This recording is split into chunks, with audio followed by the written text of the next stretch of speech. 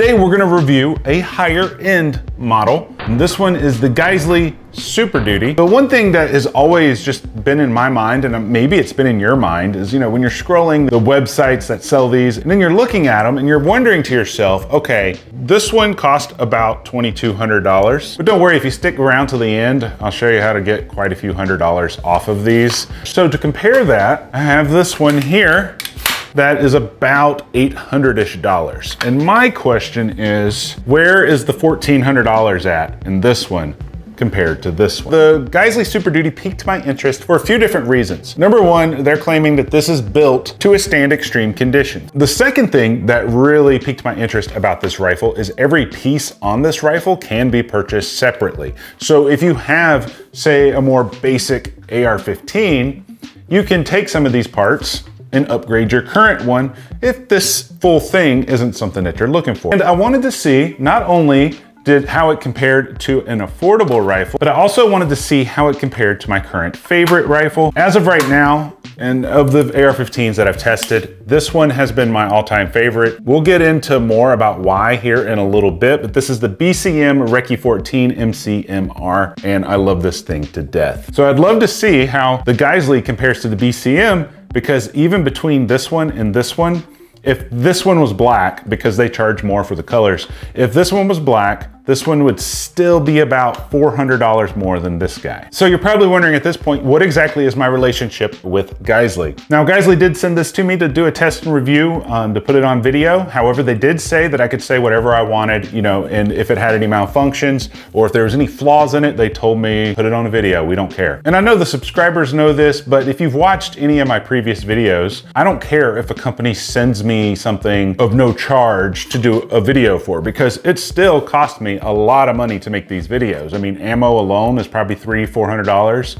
Then I got to drive an hour in a truck that gets 13 miles per gallon both ways. And you know how gas prices are. Plus my camera rig here is like $9,000. So I don't classify a company sending me a product as compensation for a review. I consider that the cost of doing business. And I feel like we've attracted a good sized audience here on this channel. And if they want access to that audience, then they need to let me say what I want to say. Otherwise, if they don't agree to let me say what I want to say, I'll find a way to buy the product and do the review anyway if there's enough demand from the viewers. So if there's anything that you want to see reviewed that I've never reviewed before, put that down in the comments, because that gives me leverage on getting product so that we can actually see if the stuff's worth a crap. Now, the main thing to keep in mind is I have a sample size of 1, and I usually have a sample size of 1 in all of my videos. It's always important to watch other people's videos. Also, go check out Reddit, go check out the forums and see what other people's experiences are. There have been many times on this channel where I've gotten a product that people rave about and I had the most horrible experience ever. I just got one of the bad ones. And then I've had the opposite effect where I've gotten products that people hate and say nothing but bad things about, and I had the best experience ever. So take this review as a grain of salt, because my goal with this is to just share my experience with it, and my experience might be different than yours. Now, currently the Geissele Super Duty comes in a bunch of different sizes and colors. Currently, I have this one. This is a Desert Dirt Coyote. I really love it. It's a sexy color. It's anodized. Nothing on here is Cerakoted, including the buffer tube is anodized as well. And because anodization is such a finicky process, you'll notice that none of the pieces really 100% match one another. So they call it the 50 shades of FDE. That's not what Geissele calls it. That's what the general public calls it. And they have other colors as well. They have an OD green that looks dead sexy. They have Luna Black. And then Brownells has one that is, I think, OD green or 40mm green or something like that. And then it has Coyote Tan furniture on it. And that one comes with sights. Now, the thing to keep in mind with these is the colors cost quite a bit more than just getting standard black. As an example, this one's about $2,200. If you would have got this one in black, it would have been about $1,950, $1,975. Because it's all anodized, the price will be reflected when you get the colors. The Super Duties come in, I think, 4 different sizes. You can get a 10.3 inch pistol, 11.5 inch pistol. This one is the 14.5 pin and welded. This is one of my favorite sizes for kind of a dual purpose AR-15. And then it comes in 16 inch. One of the reasons why I got this one in 14.5, aside from it being one of my favorite lengths, is my BCM is M14.5, and in order to properly compare it, I figured I might as well get the same length. Oh, I wanted to give a big shout out to you guys out there who've been joining the 1 million subscriber giveaway. If you haven't joined it yet, there'll be a link in the description where you can join this 1 million subscriber giveaway. Once we hit 1 million subscribers, we're giving away some very expensive prizes. I'm not gonna talk about them right now, but when you follow the link, it'll tell you what the prizes are. Let's dive in real quick. I wanna examine the Super Duty and I wanna compare it to this basic AR-15, and I want to see exactly where the $1,400 difference is. This is what most people would consider to be a basic AR-15. There's nothing special about it. It does work really well, but we're gonna examine this guy front to back. And then when we take a look at the Geissele rifle, you'll be able to see where that extra money in price actually comes from. And then you can decide, is that extra money worth it for me and my builds? Maybe it is, maybe it's not. So starting here on the front is the flash hider. Most basic AR-15s come with an A2 style flash hider that is held in place with a crush washer, and you can change those out as your little heart desires. The handguard on this is an M-lock, and it has some holes drilled in it to lighten it up. That's an F1 firearms thing. So this is how the handguard is attached to the upper receiver. You can see on each side, you're gonna have 4 of these little bolts, and these are small bolts. You can see how small these little Allen heads are. And I don't know how long these bolts are, but let's take a look real fast. 5/64 bit to get these out. I just want to take one of them out so we can take a look at them. And you can see I turned that out with no problems. And I've never removed this ever in my life, but that's how small the bolt is. There's no Loctite on it. I would suggest if this was the type of rifle you have, or if you have a rifle similar to this, see if they got Loctite on them, and then add some blue Loctite to them so you can, make sure that your handguard doesn't come out. Now, the way that your handguard attaches to your upper receiver is very important for 2 reasons. One, you want to prevent the handguard from slipping off in this direction. The other reason why you want a really secure mounting on your handguard is right here. You want to make sure that it won't twist or turn, but this one doesn't have any types of features to prevent that from happening. So all of the slippage that could possibly happen on this handguard are held in place by these 4 bolts on each side, of a total of 8 bolts. Now, a couple of issues with these is because they're using such a small little Allen head, you can't really crank those pigs down without stripping them out. And then you have a whole nother set of problems. Now, most of your standard AR-15s are gonna have like a government profile barrel, or what I call a gunner profile barrel. It's just like a modified version of the government profile. I'm not gonna get into profiles today. Usually gonna be made out of a 4050 chromoly vanadium, and it'll have a melanite coating on it to add lubricity and heat resistance. Now, I was gonna take this apart for you to take this handguard off, but remember a second ago, I took this bolt out and then I put it back in. It actually already started stripping, and all I was trying to do was back it out. I barely gave it any torque.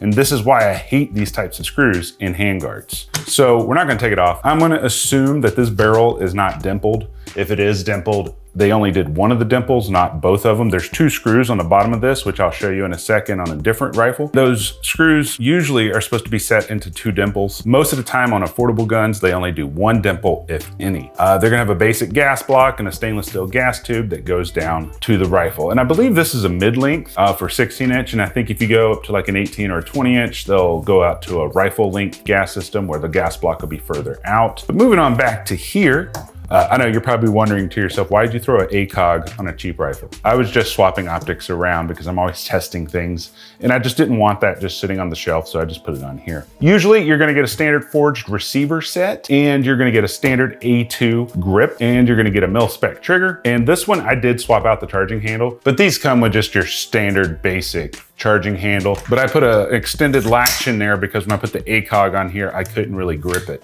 For your controls and stuff, usually you're not gonna have anything that's ambidextrous or enhanced on one of these types of basic rifles. The one thing that is a little bit enhanced is this trigger guard. Most mil-spec rifles have a trigger guard that just goes straight across, but this one's a little bit bigger so you can get a gloved hand in there a little bit easier. Let's see what this trigger weight pulls at. I'm gonna try to keep this at the bottom, but sometimes these things slide, like this thing will start sliding across this trigger shoe. So what I'm gonna do is I'm gonna kind of hold it with my finger just to prevent it from sliding.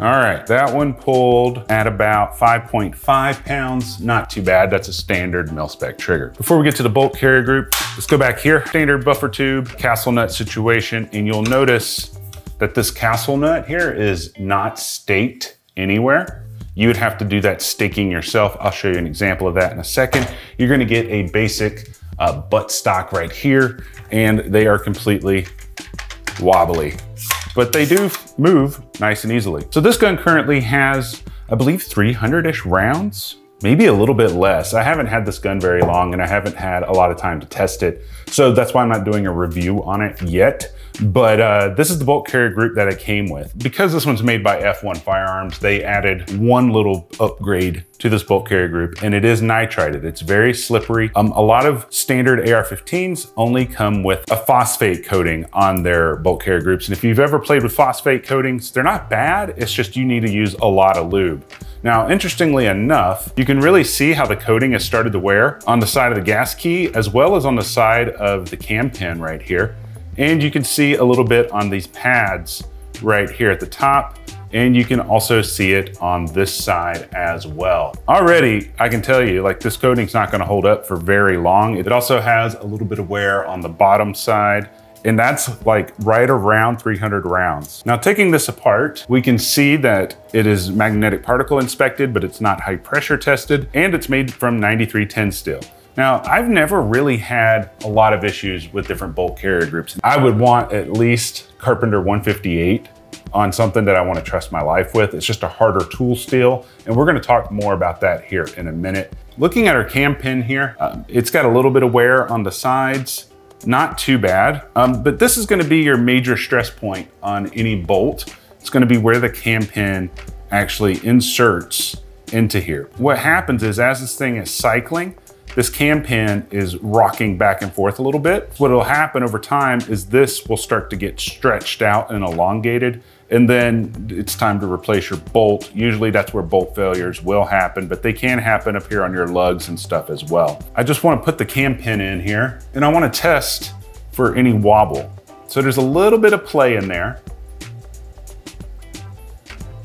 I don't know if you can see it. It's not that bad. I've seen a lot worse, but there's a little bit of play. And so however much play is in there will be exaggerated over time, because as this gun is reciprocating, this cam pin is gonna beat on each side of this until it stretches out. Now on the top here, I don't know what kind of fasteners they're using, but they do look to be properly staked. You can see where the staking actually interferes with the bolt, so it shouldn't back out easily. Another thing I like to test for is you put your bolt back into the carrier, and then I like to see if it's gonna pass or fail the gas ring test. And the way you test that is you kind of pull this out a little bit. So you stand it up like this. And when you stand it up, if this goes completely in, then you're gonna need to replace these gas rings right here. It's not a big deal, and it should pass because, like I said, there's not many rounds through this, and it does pass. But that's your basic bolt carrier group. The only difference is this one isn't phosphate coated, but you can already see this nitride coating's already wearing off on the cam pin, on the rails, and everything like that. Before we get too far into it, let me just show you what accessories I have on there right now. Currently, I'm running this optic called the Viridian GDO 25 green dot. They sent this out for me to review a while back, and I've been doing a lot of testing, and so far, I'm really enjoying it. It's a really cool little optic. I like that the window is nice and large. I don't know if you guys can see that. The window is nice and large on it. So there you go. Nice crisp dot. For these sights, I'm using these Ultradyne 45-degree offset sights.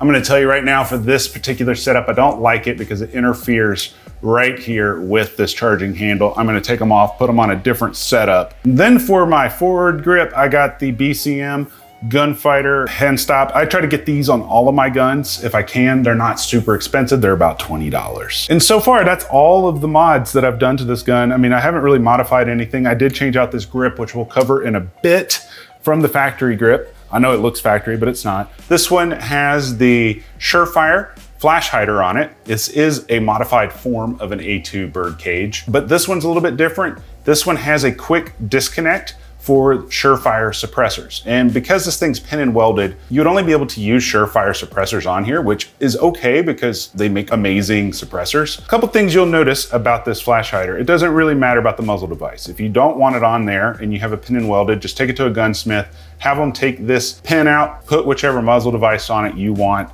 It'd cost you maybe $150. But when you're spending $2,200 on a gun, you would like to get whichever muzzle device that you actually want. And we're gonna cover more of that in a little bit. There are ways to get these without this already attached to it. You don't have a crush washer on here. For example, on a lot of my guns, I have crush washers, but they're using actual shims to have this timed correctly.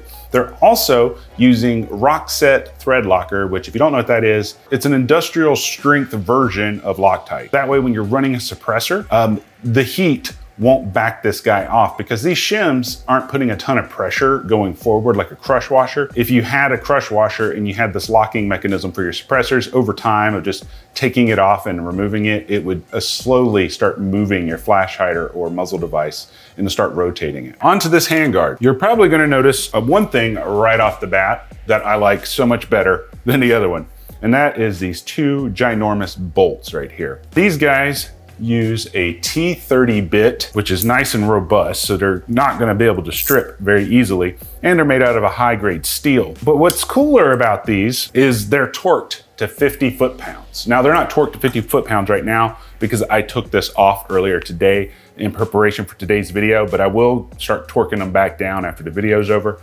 But these are torqued to 50 foot-pounds. On the other gun, you saw on those little bitty bolts, I barely hand tightened them a quarter turn. And when I went to take it off, it already stripped out. So with these, we're gonna take them off here. When you pull these out, they stay in the handguard. They don't come out, you're not gonna lose them. Number two, this handguard uses a key pattern right here on this upper receiver where it notches in to prevent lateral rotation. So not only do you have 50 foot-pounds on each of these cross pins, but you have this notch here. So this handguard is not gonna come off. Once you have those loose, you can pull it off just like so. You got a complete Picatinny on the top, and the Picatinny is marked and numbered. I noticed here on these QD points, and I haven't seen this on other Super Duties that have been on YouTube, it looks like it has, I don't know if this is titanium or some kind of heat treated steel or if this is brass, but they have these inserts into the QD points where you snap in and snap out, and they're very robust. You have this proprietary nut system that is set into place, so you're not gonna lose your nuts or your bolts whenever you're taking this guy off. Now let's talk about this barrel. Cold hammer forged, chrome lined. I'm not gonna get into all the detail in this video because like I said, I already have a dedicated video about barrels, but essentially cold hammer forged, chrome lined barrels are some of the longest lasting barrels that you can get. All cold hammer forged chrome lined barrels, they kind of have a variance in how long they last. On the lower end of the spectrum, they can last you 25,000 rounds. On the higher end of the spectrum, they can last you 50,000 rounds. Pros to having a chrome lined cold hammer forged barrel is they're extremely hard and wear resistant. So for example, with like a stainless steel barrel, they're probably the most accurate barrels until they hit a certain round count, usually around 5 to 10,000 rounds, depending on the barrel. And after that, they will go from sub MOA to like 6 MOA. They just wear out really quick. But if you're looking for very precision shots, that's one of the trade-offs you gotta make. You sacrifice longevity and durability for accuracy. So with these, you know, they could be anywhere from 1 MOA up to 4 MOA for cold hammer forged chrome lined barrels. But they have a lot of pros, you know, like they're being extremely hard and wear resistant. They also have a high lubricity on the inside of the barrel with the chrome lining. Chrome lining also prevents a lot of corrosion from existing, and they have very good heat resisting properties to the barrel. Now, one of the middle grounds between like a stainless steel and the cold hammer forged is a melanited barrel. But like I said, I have a video dedicated to that. The main point here is going back to Geissele's original purpose for this rifle is to be something that you could literally go to war with and it's not gonna wear out or break on you. The barrel profile on here is not a government profile and it's not a pencil profile. It's their own special profile of a barrel, and essentially they're trying to get a little bit of weight reduced, but at the same time maintaining the rigidity and the barrel harmonics. Moving on to the gas block, there's a lot going on here. Number one, the gas length is a Geissele proprietary gas length. They call it Geissele length. It's 1 inch further towards the end of the muzzle than a mid length and it's a little bit shorter than a rifle length. It's in between, and that's because they're tuning it to function the way that they want it to function. Geissele gas blocks are amazing. I love them. They have the lowest incidence of leakage that I've experienced. I do wish it was adjustable. Unfortunately, it's not. That's a bone that I have to pick about a lot of AR-15s, especially higher end ones. They don't come with adjustable gas blocks, and I don't know why. But the two bolts in the bottom here are dimpled from the factory. Also, you're gonna notice this cross pin. And essentially the way this cross pin works is they've set this up on a jig and they drill straight through and cutting out a tiny little piece of the bottom of the barrel so that pin will fit through. And they call this their bomb-proof installation. And that way this gas block ain't ever coming off unless you want it to come off. Moving back to this receiver set, there's nothing special about it. It's not CNC'd. It is a forged aluminum receiver set. The controls, you do have an ambidextrous safety. On this side, the safety is longer, and on this side, the safety is shorter. You can put like a pin down in there, depress it, slide these off and switch sides if you are left-handed. Over here, you have Geissele's Maritime bolt catch. It's a much larger bolt catch than say something that's mil-spec like this, where you have basically nothing down here to really push on, and then up here you get this tiny little pad. So they decided to make this a lot easier. So when you're doing reloads, you can easily depress that no matter which direction you need to go. Now this trigger is a very brand new trigger for Geissele. If you've watched my channel before, I love Geissele triggers. Where I'm gonna show you a couple of other ones here in a second. They are on the pricey side, and this one is their most pricey trigger ever. And to be honest, I kind of like the other trigger that I use a little bit better, but like I said, we'll talk about that in a bit. But this is called the SSAE X trigger with the lightning bow. So it's a semi-curved, semi-flat trigger shoe. This one is a two-stage trigger. You can see that. Now, I'm the kind of person, I prefer single stage, but I will say when you're pulling this trigger fast, say like this, you never fill the wall or the stages in the trigger. And they did a really good job on eliminating that. So this first stage here on their website, they say it ranges between 2 pounds and 2.5 pounds. And then when you break through on the second stage, they say it ranges between 0.9 and 1.5 pounds. It has an overall pull weight between 2.9 and 4 pounds. So let's do a little trigger pull test real quick. First stage was right around 2 pounds. Second stage was under a pound. And we got a 2.8 pound trigger pull. We'll do one more.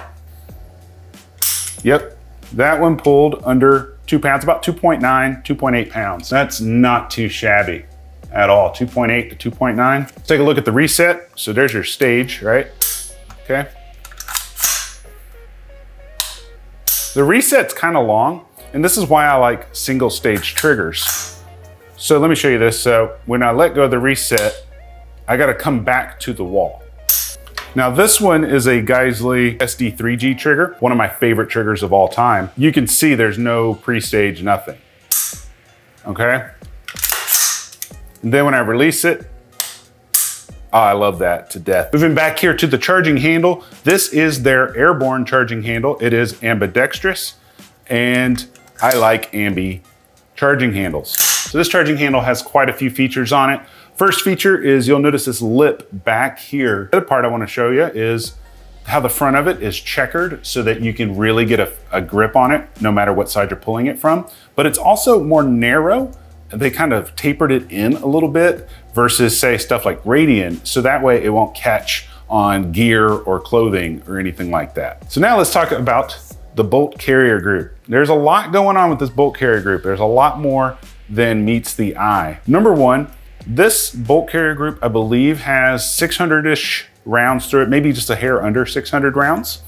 And you can notice right away that there is zero wear on here. This is their proprietary nano coating, which is essentially a DLC coating. A lot of companies do DLC, but with DLC or any type of coating, the most important thing is the temperatures are controlled during the DLC process, and that's what's gonna be the deciding factor on how well the coating holds up. So anybody can DLC something, throw it in the machine and do it, but if they don't control those temperatures, that's the difference between something wearing off and something not. Now, most of the magic is in this bolt here. This extractor side here, they made this they put some kind of coating on this to make it more slippery. Some people argue that when this catches the round, it can increase the likelihood of it not extracting. But some people argue when this gets fouled up with carbon that the extractor can slide onto the casing a lot easier. So it could go either way. I did take this apart earlier and it has the gold spring in here that comes from the Colt bolt carrier groups. So that's a good thing. This one is high pressure tested and magnetic particle inspected. It's hard to see on there, but it's imprinted into the metal. Now, what's special about this is the one from the cheap rifle was only magnetic particle inspected. Now, what makes this bolt, I guess, special, now this is made of Carpenter 158 steel, but Geissele is calling this Carpenter 158 Plus, meaning it's a lot stronger than standard Carpenter 158, and that's because this is hammer forged, whereas other bolts aren't typically hammer forged. And if we know anything about hammer forging, we know that it usually results in a different structure in the metals and makes it a little bit more stronger. The lugs on here are a little bit chamfered. You can see them. They're not overly chamfered, but they're chamfered enough. Another thing, and I don't know if you can see this, is this ejector pin right here has a chamfer on it. And a lot of ejector pins don't have a chamfer on it. And the reason that is when this is coming back home into battery and engaging with the round, if it comes back, say it's a little overgassed because you suppressed it, then when it comes home, it's gonna slam into that cartridge really hard. And if it's not chamfered right here, then the metal on the edges will start rolling over to the side and start wearing it down. So they chamfered that so that wouldn't occur. Now this cam pin is also very important in their design. One of the reasons it's important is it's made from a type of tool steel that is used for making medical instrumentation called H13 steel. Earlier, I was showing you how the cam pin and this little space right here are the most crucial parts of the bolt carrier group because of how it slides back and forth in reciprocation and how it can stretch out and elongate this hole right here. Because they used a hammer forging process on Carpenter 158 steel, then used an H13 type of tool steel on this cam pin, now you have a much stronger unit theoretically. And if you notice, the other one that we tested had a little wobble in it, and this one has zero wobble. It fits in there perfectly. Over here on the bolt carrier, there's not a lot else that's really special about the actual carrier. However, I will say this, they did elongate these padded sections right here where we put oil. That way they increased the length of these. I don't know by how much, I'd have to measure it, but the thought process is if they increase that, it increases the stability and decreases the likelihood of carrier tilt during reciprocation, thus making your bolt last longer. On the top up here, they are using what are called grade 8 fasteners for the gas key, and you can tell that they are properly staked. Now, this bolt carrier group is very nice, and it's also extremely expensive. These are about $350 to $365, and this would make this the most expensive bolt carrier group that I've ever tested or held in my hands. Now, before I put this bolt back together, I'm gonna have to put some lube on it. I am using some shooter lube. If you've followed my channel for a while, you know about this stuff. It's a two-stage system, cleaner, oil, keep it separate. It's non-toxic, but the reason that I use it all the time is typically the smell that most cleaners give me a headache when I'm cleaning. So I was trying to find something that didn't have an odor, and then I discovered these guys back in 2017, been using them ever since. If you're interested in checking them out, I got a 5% off promo code. I'll have it over at the parts list for you. So I'm gonna take the upper off of it so we can explore the lower receiver, kind of going back this way. One thing that you will notice that's different on here is they actually did the proper staking job on the castle nut, whereas on the other one that is a little bit more affordable, there was no staking job done to it. Also, the buffer tube is also anodized in the desert dirt color. On the bottom here, we do have their CNC trigger guard, and we will talk about this grip in a second, but we'll get back to the grip. You get the B5 Systems stock on here, and the stock also has 2 compartments, one on each side. You can pull these lids out and you can store, and these tubes come out and you can store batteries and stuff inside. Right here, they're using an H2 buffer, and they use a braided spring for your recoil system. If I'm being really honest with you, I really don't know what the advantage of a braided spring wire is. I'm assuming it holds up a little bit better, or maybe it's quieter. I honestly don't know what the main benefit is. If you know, let me know down in the comments section. I'd love to hear what other people have to say about those. So let's talk about this grip. So that's not the original grip that came with this gun. This is a B5 Systems grip, but the original grip that came with it was this guy. This grip here, if I align it perfectly, that's how it would sit. And I don't like this grip angle right here. I don't like that it sticks back so far. I wanted something that was more vertical. The other thing I don't like about it is I don't like the finger groove right here. It's very reminiscent of the standard A2. Typically, these little finger grooves here will give me like a blister or something on my hand. I know, you're probably saying, dude, toughen up by now. I get it. But this one didn't give me a blister. I just didn't really like the angle.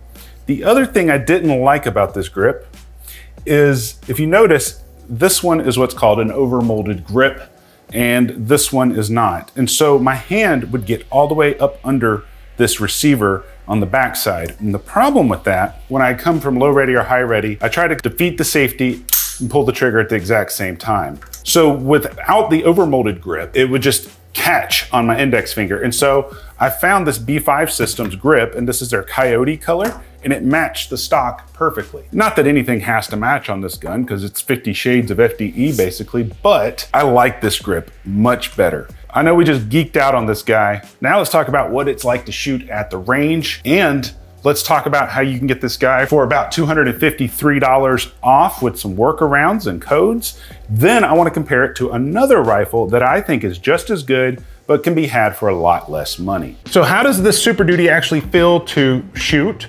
And what was my experience at the range? On my first range trip, I realized that I didn't like the grip. And I talked about that a little bit earlier. It was just canted way too far out this way, and it wasn't a comfortable gun to shoot, especially coming up from here and popping up. It just wasn't a seamless transition because the safety kept hitting my finger. Now, I've heard a lot of stories about people saying that these are over-gassed from the factory. That's not the case with me. I was looking at my ejection patterns, and anything from 3 o'clock back to 4:30 p.m. is considered ideal gas. And this one was ejecting consistently at about the 4:30 position.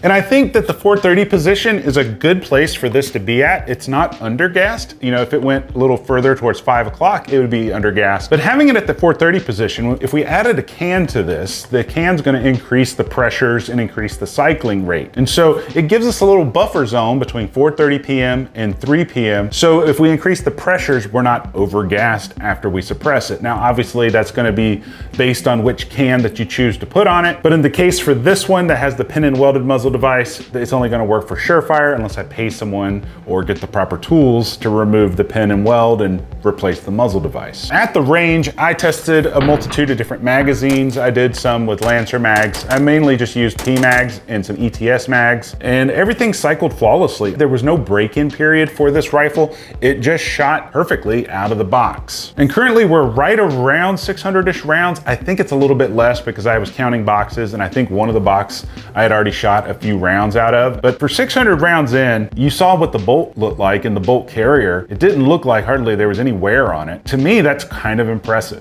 Now, something else about this gun kind of throws me off a little bit. So for the 14.5, this is about a 6.5 pound gun according to their website. And my Recce-14, obviously with the scope, it's a lot heavier, but they say this is roughly 6 pounds. They don't give an exact weight, and I need to order a precise scale so I could weigh these. But here's the thing, the weight of these isn't much difference, but the weight distribution is a lot different. I've seen this comment in some of the Reddit forums about the Super Duties and other Geissele uppers and things like that, especially on the 11.5 inch. People were complaining that they're very heavy. And this rifle isn't any heavier than my other rifles, but it's the way that the weight is distributed along here. And so I'm assuming because of this big, massive block of aluminum right here and the diameter of this rail, it makes it more front heavy. And so when you're coming from, say, a low ready position, it's not as effortless, I think that's the word to use, effortless or seamless,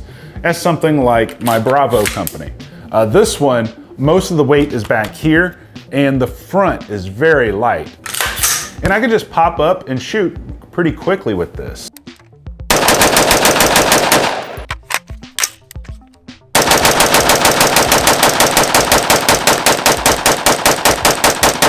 And with the Bravo company, the rail is a little bit smaller of a diameter, as well as it has all these holes that are drilled right underneath the Picatinny to kind of lighten it up, whereas this one doesn't. Maybe having this not drilled out adds to the rigidity of the rail. I don't know, but maybe some of you guys who are more engineering inclined can let me know in the comments. But I think if this handguard had some lightning cuts or something up here in the top section, it would be a lot less front heavy. But aside from that, I can shoot this about equally as well as I can my Bravo company, but there are some flaws to the Bravo company. And they're not really flaws, they're things that I wish that this one had that it doesn't come with. So let's go over some of the pros and the cons for the Geissele Super Duty. Pro number one, has a fantastic trigger. I've never felt a Geissele trigger that I didn't like. I mean, that's not to say that there aren't any, but this trigger works beautifully.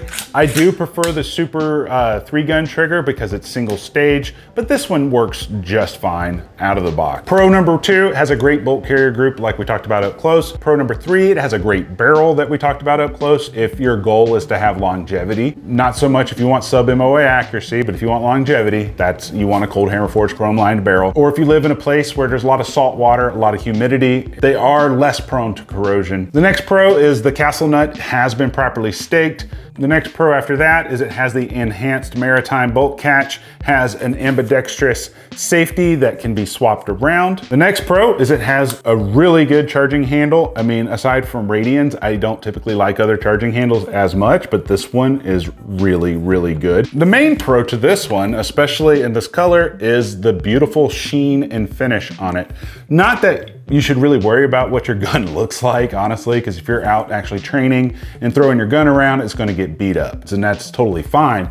But out of the box, you don't want it to be beat up. Now, what are the cons about this? Well, the first con we already talked about, it was the grip angle that comes with it and the fact that it didn't have the overmolded portion right here. So I was hitting the safety when I would try to depress it. That might not be a con for everybody. That's just a con for me. Con number two, we already talked about it, a little bit front heavy. Con number three, has a non-adjustable gas block. I think that every gun, especially that costs more than $1,500, should have an adjustable gas block, but maybe some of these manufacturers know something that I don't. And the last con, it's expensive. So now we come to the part where which one is actually better for the money. Both the Geissele and the BCM come with a cold hammer forged chrome lined barrel. Both the BCM and the Geissele come with an enhanced bolt carrier group. Which one's better? I don't know.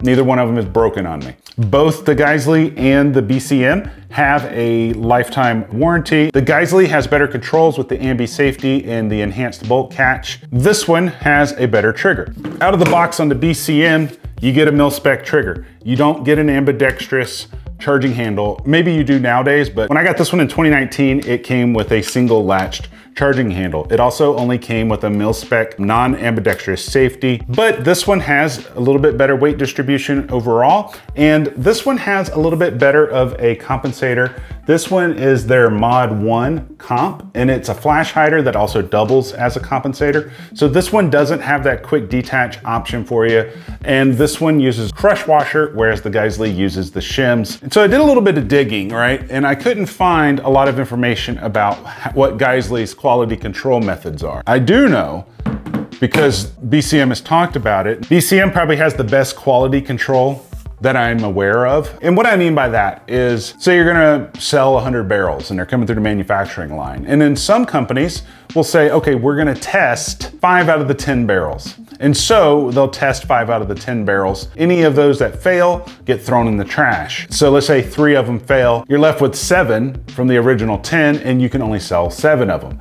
Now, BCM, from what I understand, they do 100% quality control, meaning if 10 barrels are coming down the line, they inspect each and every single one of those barrels, meaning they have a higher chance of one failing, which means those get thrown away, which means they still had to pay for them and it cost them money. But they do that with almost all of the parts on here, and then they also assemble them and do a final QC before they go out the door. So before we talk about how to finagle a few $100s off of this, if it was my money, would I buy this knowing what I know now? Yeah, I'd buy it. It's a fun gun to shoot. It functions flawlessly, and it feels amazing in the hand. But more importantly than that, you get the peace of mind that this thing is built to go to war with. Now, I will in the future, whenever I get to a training class, I'll run this through a class, and then maybe I can run the BCM through a different class, and then I can do some compare and contrast. So my experience with it is limited. I mean, just shooting 600 rounds on a flat range doesn't give us all the information that we need to know. But knowing what I know about it, I would definitely spend my own money on it if this was something that I was in the market for. But for something that's just fun and easy to shoot, that's almost effortless, it's definitely a win. But now the question gets more complicated. Is it better to buy a BCM and upgrade the controls and the trigger on it, or is it better to buy this guy? So I currently have a promo code. I think it expires at the end of the month. This video should be going live on June 19th on a Sunday, and you have until the end of the month to use these codes. But one of the best codes I have is $120 off $1,000 or more purchase. I will have that over at the parts list where you can find all the links and everything. But in order to compare these prices properly, we're gonna have to pretend that this one is Luna Black, because adding the colors adds $200 to $300 to the price. So keep that in mind. Now in Luna Black, the 14.5 and the 16-inch cost about $19.75. A BCM Recce-14, and these average about $1,500. If you chose to upgrade the safety to a mil-spec ambidextrous safety, that's gonna cost you about $30. And if you got something a little bit higher end, it's gonna cost you about $56. If you were to upgrade to an ambidextrous charging handle, that's gonna cost you about $89. If we upgraded the trigger on here, because it does come with a mil-spec, actually right now I do have the Geissele Super 3-gun trigger in there. It's my favorite trigger that they make. That's about a $240 trigger, but there are triggers that perform just as good for $100. But most aftermarket triggers are gonna be about $150-ish up to about $250-ish. So let's call that $200 for a trigger. And then if we wanted to put the enhanced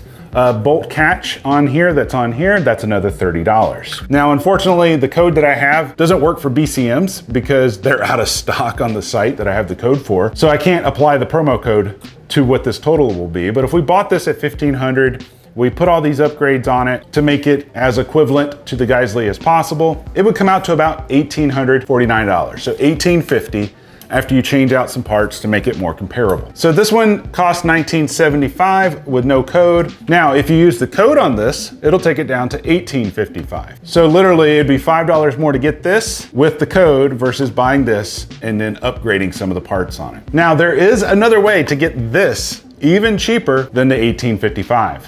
There's actually a kit that you can buy that comes with everything but the lower receiver. Now, standard pricing for the kit is $1,700 for the black, and then it's like $1,835 if you get like OD green or this desert dirt. But with the promo code, it comes out to $1,580 for the black or $1,715 for the anodized versions. And then all you need is a lower receiver. Although Geissele does make these lower receivers, they are very hard to find stripped. They're only about 135 bucks, which is about an average price for a lower receiver. So if you got the build kit, used the promo code, and then went and bought the Geissele lower, this would come out to about $1,715. If you got some other lower, like say Aero Precision, that costs like $93, it would be $1,673. So I say all that to say this. In my opinion, these two guns perform about equally. Yes, I prefer that this one's a little bit less front heavy, but from what they said, this one should be more durable. We'll find out in the future because I'm going to take it through a class in the future and see how it actually holds up. So those are theoretical things. But all in all, if you use the code, get the build kit, you can get this one for $17.15. And then if you get this one and upgrade all the parts, $18.50. In this instance, with the code that I have that expires at the end of the month, this one's actually cheaper. Now, if you don't care about upgrading all these other parts, you don't care about mil-spec triggers or ambidextrous safeties, this thing's only 1,500 bucks and runs just as good as this. So I know I've thrown a lot of information at you, and sometimes it's hard to make a decision. That's why I try to go in depth in these videos, because I know what it's like to put things in your cart and compare them. Like I said earlier, this is just my experience. You could get this and have a horrible experience, or you could get this and have a better experience than I had. It all comes down to personal preference. If there's any questions I didn't answer in this video, just let me know down in the comments and I'll do my best to reply to you. Hopefully answer those questions if I know the answer. If I don't know the answer, I'll tell you that as well. But anyways, guys, I love you. You guys stay sexy.